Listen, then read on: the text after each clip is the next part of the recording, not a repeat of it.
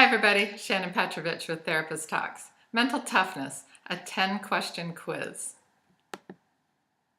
So many of the questions and concerns I hear from young people these days come down to wanting to know how to develop mental grit, self-discipline, a thicker skin, an ability to push through difficult times, diligence, what I'm referring to as mental toughness. This video will go through a 10-question quiz to help you assess your toughness. The next video will offer strategies to improve your mental toughness. So be sure to subscribe to this channel and hit the bell too so that you'll be alerted when the next video comes out.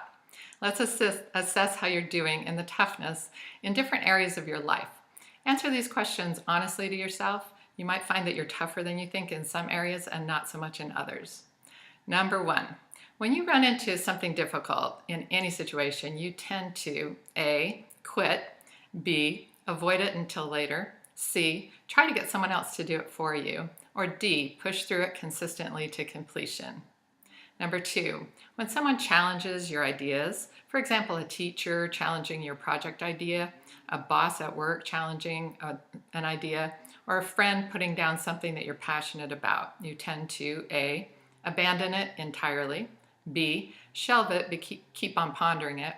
C, rethink it and come back with it, D, ask for specific input, incorporate what you think is interesting, and move forward.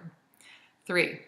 when you're exhausted but have a deadline with a school project or work project, you tend to A, give up and make excuses, B, complain and pressure for extensions, C, talk with your boss or teacher and see if an extension is possible, and if not, get someone else to do it for you, and D, push through to completion. Number 4, when you're with people and someone looks at you judgmentally, you tend to A, leave quickly without saying goodbye, B, say goodbye to the group and head home, C, move on and talk to someone else but be devastated and distracted, D, move on to talk to someone else and think to yourself, wow, that person's judgmental and their judgments have nothing to do with me. Number 5, when you get constructive criticism at work or school, you tend to A, feel devastated and overwhelmed and need to go home for the day, B, feel upset and angry and resistant to anything that person has to say, C, tell everyone what a jerk that person is and how you hate your job or class and you're gonna quit, D, take the feedback, assess its worth to your work, and push yourself to grow with it.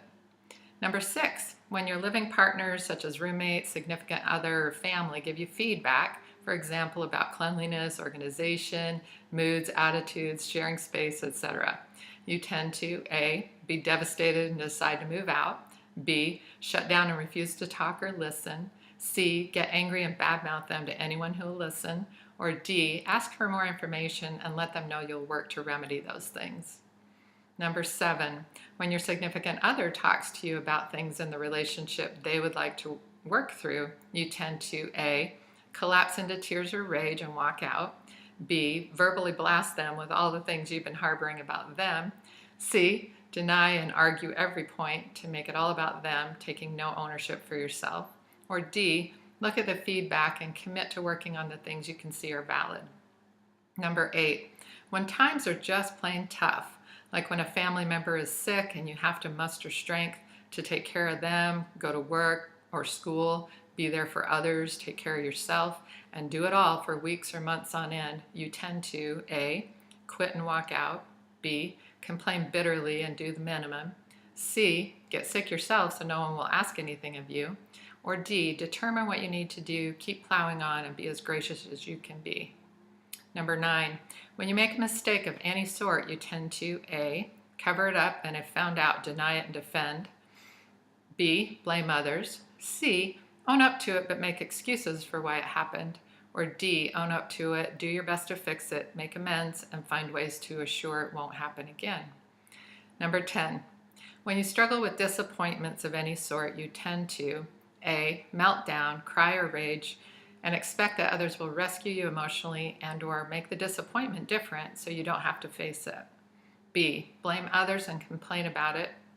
C, avoid it by various escapist strategies such as quitting, using drugs, alcohol, sex, gambling, or shopping. Or D, face it directly, look at what you might have done differently and what you need to do now to cope the best you can with the disappointing or upsetting situation. As you probably already guessed, I designed this to help you measure your degree of mental toughness on a spectrum from least to most resilient.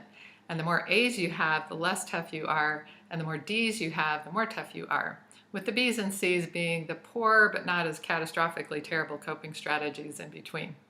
As you assess this for yourself, what areas are your strengths and which are the areas where you really need to work on? In my next video, we'll get into strategies to improve your mental toughness in each of the areas above. If you've appreciated this video, please subscribe and hit the bell too so you'll be notified when the next video comes out. Take good care of yourselves, and I'll talk to you again soon.